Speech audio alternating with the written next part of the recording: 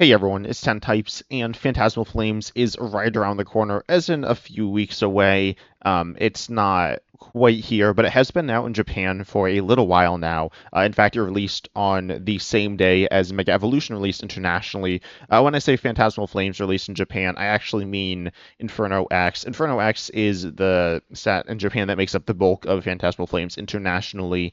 And there are a few other cards that we're going to take a look at today as well, and talk about in some different decks. But today we're going to take a look at the metagame in Japan, and look at how the metagame is different than the metagame internationally, as in how it's changed with the new set. Keep in mind, this quote tier list, I'd say it's not a subjective tier list, it's an objective list of like how well the decks are performing, as opposed to, like, most tier lists on YouTube, like mine and other people's, on really any subject where they're pretty subjective. But regardless, these are going to be objective stats in Japan's metagame with the new expansion. Want to take a look at how things are changing and how we can expect our metagame to change as well. And just to start things off, what's the metagame looking at like right now? I'll take a look at the combined and not combined metagame. Also, the website is PokeCatBook. A lot of people ask me about it. I say it. I try to say it. Sometimes I forget to say it, but the website is PokeCatBook. And it is in Japanese. It's auto-translated here. That's what I did. It's going to be like this is like a bunch of nonsense, like Mega Glade EX, not a real card. But yeah, that's a useful website. And then Limitless here has the international tournament. This is online competitive play. Not as competitive as IRL play, but going to be a little more competitive than Live's ranked ladder there, which I think is where I'd say a lot of people play and have most of their experiences. So there are some differences there, which I will actually talk about here. So the top deck is Ceruledge. With fighting stuff, it's good. Top deck, not combined. You got Dragapult, Dusknoir. You got Mario's Grimmsnarl with Frostlass, doing very well. You have Gardevoir EX, split into some different builds here. I believe Dragapult's also split into some different builds. Not super familiar with the different builds. Outside of the Dusknoir build, you can pair it with like Charizard EX. I don't know if that'd be grouped in with it. There's some like other builds as well. And then you also have Gardevoir as its like separate build with or without Jellicent EX. Sometimes it's with it, sometimes it's without it. There's a bunch of splits, and again, we'll be talking about Gardevoir today. Then there's also Charizard, can be played with Dragapult, can be played with Pidgeot. You do have Gholdengo, still pretty good, generally with Lunatone. There is it's called Mega Absol box. We'll be talking about this deck a little bit, and Raging Bolt. And then you also have Alakazam, Terra Box, and some Megas and stuff like that. I'd say Terra Box is kind of where I cut off the really good decks based on play rates. Not that these decks below it are horrible, or the decks above it are amazing. But that's just generally what I'd say in terms of the meta game. And you can see the play rates here on the right as well. And then obviously if we combine it, things change a little bit here. We see Gardevoir, Dragapult, Gholdengo rising up, Ceruledge falling. How does Ceruledge get passed up by Marnie's? I guess the difference of plays isn't that much, but anyways, yeah, let's just hop right into what it's looking like in Japan though. So it says this first thing here is that this is Mega Kangaskhan is being played more. This is interesting to see. I normally wouldn't talk about this too much. I don't think it's being played that much. If you look at the metagame, it's being played some, certainly, but we see that it's like, it's not super high. Here is the metagame in Japan right now. It's a few days old, but it's still pretty relevant here. And we do see Mega Absol, but Mega Absol, obviously, is playing Mega Absol EX, playing Mega Kangaskhan EX, fighting Ogerpon, Yveltal. Those are going to be the main attacking options there in the deck. And this deck here, Mega Kangaskhan, is actually pretty similar. We see a bunch of Mega Kangaskhan's, then we do see fighting Ogerpon as well, and we see those Monkey Doors as well, an important piece within the Mega Absol deck. And yeah, I think a somewhat similar game plan here, a more stall-based game plan, whereas the Mega Absol deck has more control options with the Darkness attacking options. But ultimately, I did want to mention that as just a way to show that this Mega Kangaskhan deck, which is similar to the Mega Absol deck, which plays Mega Kangaskhan really as much as Mega Absol, is good. And we do see the first new card we're taking a look at here, which is going to be Jumbo Ice or something. What's it translated here? Yeah, Jumbo Ice. You heal 80 from your active with 3 more energy attached. Not the most meaningful card, but I imagine we'll see it a little bit throughout this video. There's a lot of like kind of mediocre, but certainly not bad new trainers and general support pieces that we're going to find in a lot of these decks, which are changing the metagame a little bit here. But then looking at the meta, we see Gholdengo, we see Charizard, we see Gardevoir, Dragapult, Raging Bolt, Ceruledge, Marnies, and then the Absol box deck, Alakazam. We also see Mega Lucario, a Joltik box, Terra box, Dragapult, Charizard as well. So apparently that's separate than either of these. Ultimately not super different there. Joltik box I think is a bit more popular than it is in standard. I mean, I'd say Gholdengo Joltik box is Joltik box, and then we have like regular Joltik box. So actually, no, in terms of play rates, it's kind of similar there. Terra box is going to be lower here. But anyways, let's take a look at what the decks are playing here. So first of all, we see Gholdengo EX. Gholdengo EX isn't looking too different. It has some differences that I'll talk about, but I'm just going to quickly scan through the decks. And yeah, we see one notable card difference, or I guess two. And that's going to be the new Mega Lopunny EX here. Mega Lopunny EX is probably, honestly, in my opinion, it might be the best Mega outside of maybe Mega Kangaskhan EX, in my opinion, because it has its attack here, Gale Thrust for one colorless. You do 230 if you move from the bench to the active for one colorless. Energy obviously can be put into a lot of different decks. We're going to be seeing a lot of it. It's a stage one, just like Gholdengo. It's one energy, just like Gholdengo. Really easy to pay. Also, sorry if there's any background noise. I hope it's not there, but I just did want to mention that. But anyways, Gholdengo, obviously powerful for one shots, but can, it's not super tanky. It's, Mega Lopunny has more HP. It requires a lot of energy as well, so you might not always have that going. Additionally, it can be blocked by walls. You do have Solrock, and we actually see a Premium Power Pro in this list to do more damage with that, but that's at the right deck. Then you have Mega Lopunny EX to also hit through effects of attacks or any effects on your opponent's active Pokemon for a 2-color doing 160, which can be useful if you're up against like a there are various different walls, like fighting Ogerpon. And fighting Ogerpon, obviously, Mega Lopunny EX here is weak to fighting, but fighting Ogerpon doesn't even hit fighting weakness, so that's pretty good for you. You can be pretty decent there. You can one-shot them, potentially. They might have, like, Bravery Charm or whatever, but theoretically, you can one-shot them, so overall, it's just a nice little option within the deck. Then we see the next deck here. This is going to be Charizard. And this is a Charizard DX list with Dusknoir, Pidgeot, some arts I'm just like not super familiar with. But yeah, we see like I'd say pretty normal stuff in this stack. I'm not super familiar with Charizard in standard. I mean, it's Charizard. There's not that many interesting or maybe not interesting, but maybe like super unique things. There are some new cards. There are new Charmanders and Charmeleons in this set.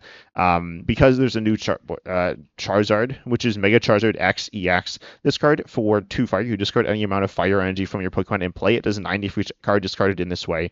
This card is a very powerful one-shotting option within Charizard EX, which you don't really have access to in standard without Phantasmal Flame. So it can be really good. I'd say, I've compared it to Mega Gardevoir EX and Gardevoir EX. It's a pretty similar idea there as like a nice little option. It's not like the centerpiece of the decks. We see it as a one of in some of these stacks, but it's just not like a main focal point within the decks. But it's nice there. And then you do have some more Charmeleons and a new Charmeleon, new Charmander, which are okay. There's also a new Moltres here. This card does for 1 fire. It does 110 hitting into an EX, and it can hit weakness, so it can be useful in some situations. It's another single prize option. Not useful against single prizes, obviously, and not really one-shotting that many multi-prizes, but just like a decent single prize option. You have Chiyu there as well, obviously, as a single prize option, but Moltres is a fun little option. You could be playing both of them. They're not mutually exclusive. Like this deck, we see playing both of them. Then we also see the new Stadium here. The new Stadium is one of the better cards in the set. I'd say it's not super powerful, but it's versatile. It's pretty similar to Shaman or Psyduck, and it says prevent all damage counters from being placed on bench Pokemon, both yours and your opponents, by effects of attacks and abilities from their opponent's Pokemon. When I said it's like Shaman and Psyduck, obviously it's like defensive here. When I said it wasn't super powerful, not as in there's not a reason to play it, but it's, somewhat niche in its use cases, but not super niche. I mean, you can use it against Dusknoir, Dragapult EX, Munkidori, and I don't know, those 3. I'm trying to think of anything else. If anyone else has anything else, leave that down below in the comment section. Also, while you're down there, make sure you subscribe. But yeah, you have that as an option, which we'll see in a bunch of decks. I don't think it was in Gholdengo here. Definitely seems a little like not super amazing in Gholdengo. Also, what is that? Erica's hospitality. Okay. Anyways, so apparently we're seeing Erica's in Gholdengo and in a few of these lists as well. I didn't even like pick up on that. That's interesting to like go after certain Pokemon when you're struggling to get the two prize knockouts there. That's pretty interesting. Letting you reach into their hand, get a Pokemon, grab it into the active sounds really interesting there. But ultimately, the new stadium is a nice piece within a lot of different decks in the game, specifically decks obviously with lower HP Pokemon like Charmanders, Pidgeys, etc. There's a lot of cards in the game like that, so pretty useful, and a lot of cards trying to go after those cards as well.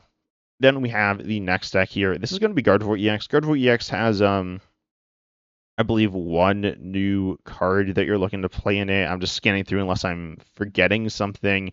I always see some slightly different builds here as well. But the big new card here is going to be the Mega Dansey EX. Mega Dansey is a card that's not the right thing. Mega Dansey is a card here that is obviously a Mega, so that's okay. I can't click the right links. It's a 3-prizer. It's a basic here with 270 HP, but it also takes 30 less damage from attacks, so it's like decently tanky. I mean, for a basic, it's very tanky. For a Mega, it's not that tanky, but regardless, you are a 3-prizer, but you are, hopefully not getting one-shot all the time. Then for 2 Psychic, you do 120 or 240, you just grab to 2 Psychic from it, so you can do damage in that way. Obviously, 240 is like what you're probably going to be doing most of the time. It's pretty decent there. It's not like super strong. When you look at Gardevoir, you have like Drifloon, you have that specifically is a very powerful one-shotting option, which is also a single prizer there. So I don't know how good Mega Dansey EX actually is within Gardevoir EX, specifically because it like kind of seems decent, just as like a decent attacking option.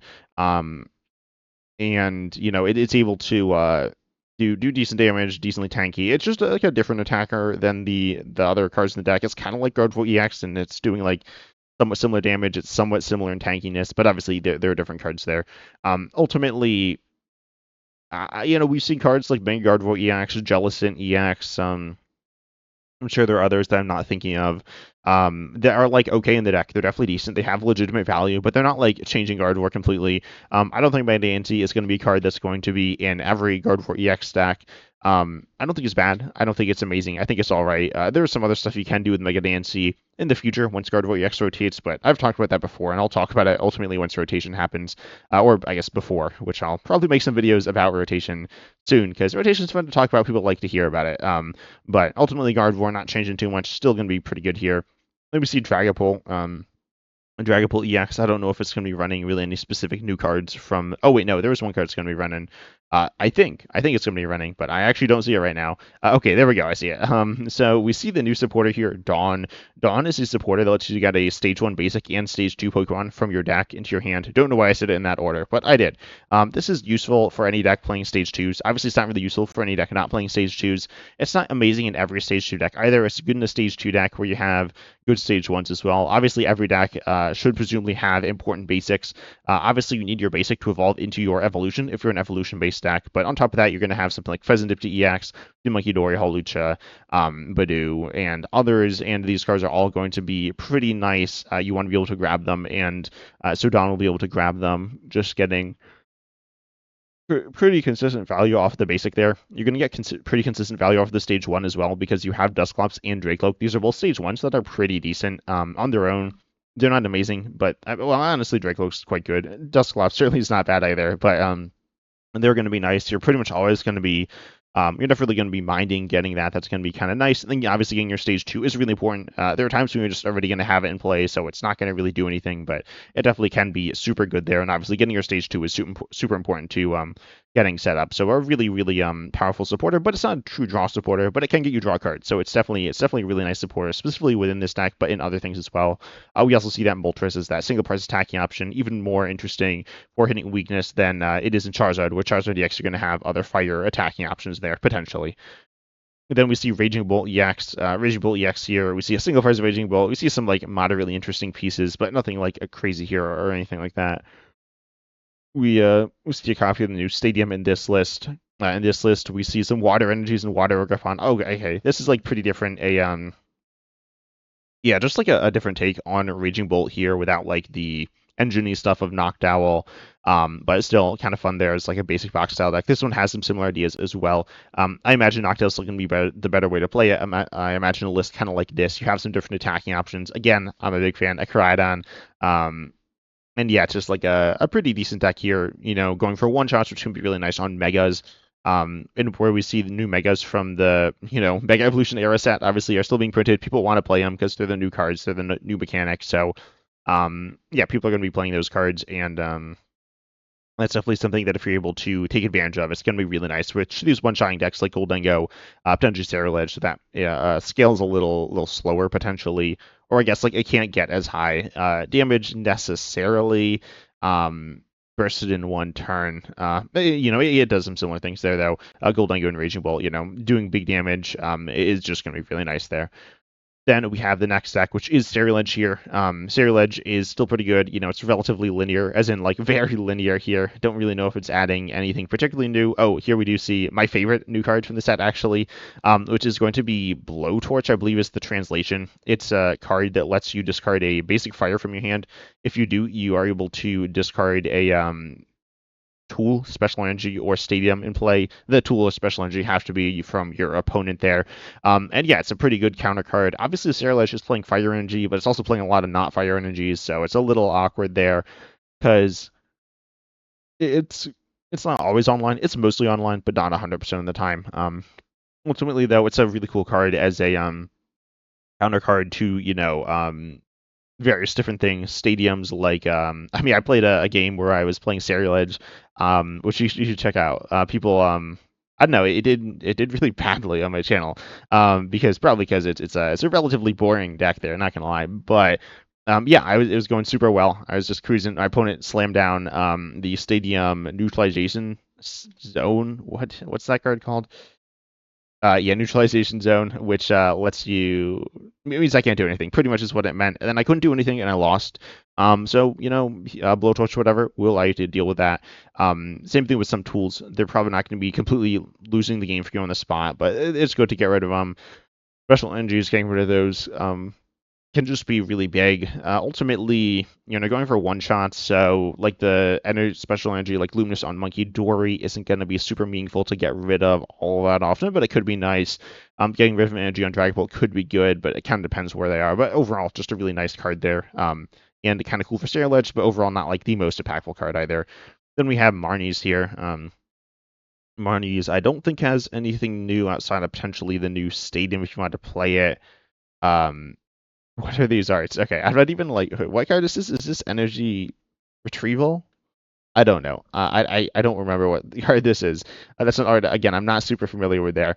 But then, yeah, it doesn't look like anything super crazy with Marnie's. Marnie's is, a pretty clearly built deck, I'd say. Like, you have seen the Marnie's Grimmsnarl EX. You want the stadium to get that stuff going. Frosthouse Monkey Door going to help you get the damage you need there.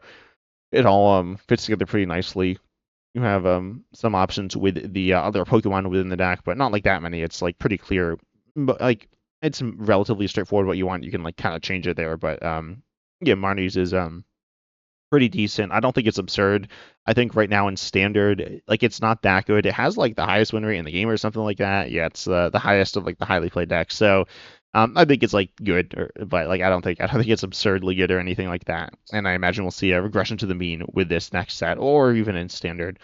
Then we have the Mega Absol box deck. I don't know if this has anything super interesting that's like super new to it. We see, the Megas and the not Megas, and we see an Airy here for Disruption. This list is actually, I'd say, pretty different. It's playing the Crustle instead of the Ogerpon here. An interesting option, definitely can be good. And we see Jumbo Ice, which I mentioned before, just in this list it looks like, but a nice little option for pretty much any attacker you have here. The controlling and Wally attackers outside of Yveltal here, which presumably isn't going to have 3 energy, though I guess it could. But yeah, I mean, it's going to allow you to heal, which is like definitely useful there. Monkey Dory for the healing and extra damage is useful. So Jumbo is a nice little card there, though not super meaningful. All that often, I wouldn't say. And yeah, I mean, overall, I'd say it's still fine. It's obviously not like absurd, but ultimately, it has some decent things it can do. I'm definitely interested in seeing where this deck ends up like falling. Right now it's the 8th most played deck, not combined 7th when combined, but its win rate is like mediocre. It was really good. It's certainly not bad, I guess. I don't know. I mean, it's been dropping, which means that it's dropping, like it's been even lower than the current win rate because it was high before, so it had to like counterbalance it. Regardless, it's still a pretty cool and good deck here, and a more popular deck internationally than in Japan there. Then we see Alakazam. I don't know if Alakazam's particularly good here. Especially with Mist Energy like floating around a lot, that's kind of sketchy. We do see the new Stadium, 3 of here in this deck. We also see Dawn as a 4 of here. Obviously, Dawn is really powerful to allow you to. Wait, what's this card? Can someone tell me? And also, give me the timestamp. That'd be useful. Is it Airy? I don't know. I'm not sure. I'm zooming in. Yeah, that honestly didn't help very much. Is that Airy? Let me check. This isn't going to show up, is it? Oh, it did show up. That doesn't look like Airy to me. Okay, well, is that Colus's Tenacity? I want to figure this one out. That what Colus's, does that even have a full art? Um, it's got that, but yeah, that doesn't look like it. I don't know. I'm not sure what that one is, but anyways, um, yeah, you got like lots of Pokemon search because it's really useful there. You also do see the new item here because you have a four cups of Hilda, which is really interesting. I don't know how good it is, but you can get enriching energy to attach to draw 4. Obviously, enriching energy is your attachment for turn. You still need your energy on your Pokemon, so you have Wonder Patch, which accelerates a Psychic from your discard to one of your bench Psychic Pokemon. Ultimately, in Standard, it's going to be pretty niche when it comes out because Gardevoir EX is like so good energy acceleration for Psychic, but it's still a pretty good card here in Alakazam for some situations. Then this list with some similar ideas, a little less lenient to that enriching energy like looping stuff, but the stadium's super good here because you're gonna have these super vulnerable Pokemon on your bench so often. If your opponent's playing Dragapult, things can get really sketchy really fast. So having that stadium there is going to be super important there, and we see like enhanced hammer as well, which is particularly good against Dragapult, though good against some different decks there. Overall, I think Alakazam is pretty fun. I don't think it's super good, but I think it's a pretty cool deck here. Getting some new pieces as well. Then we see the next deck here, which is sorry, Alakazam. I think that's Alakazam EX on there, which like is not in the deck. But anyways, we got Mega Lucario. Don't know how if this is like being super good in Japan. Like how much is being played. It seems kind of meh. But we see, is that Makuhita new? I think it might actually be. Oh wait, no, that's like not new though, is it? That's a promo. Oh no, is that a Japanese promo? Not out internationally. Yeah, looks like it. So this card, oh no, this card is out internationally. Wait, it was in Mega Evolution. Oh, it has a different art. Okay, I didn't recognize the art. That's just the regular one. Anyways, yeah. So we got the Hariyama there. Nothing particularly interesting here. Yeah, it's Mega Lucario. It's fine. I think it's an amazing deck, but it's all right. Then we have Terrabox. Terrabox, we see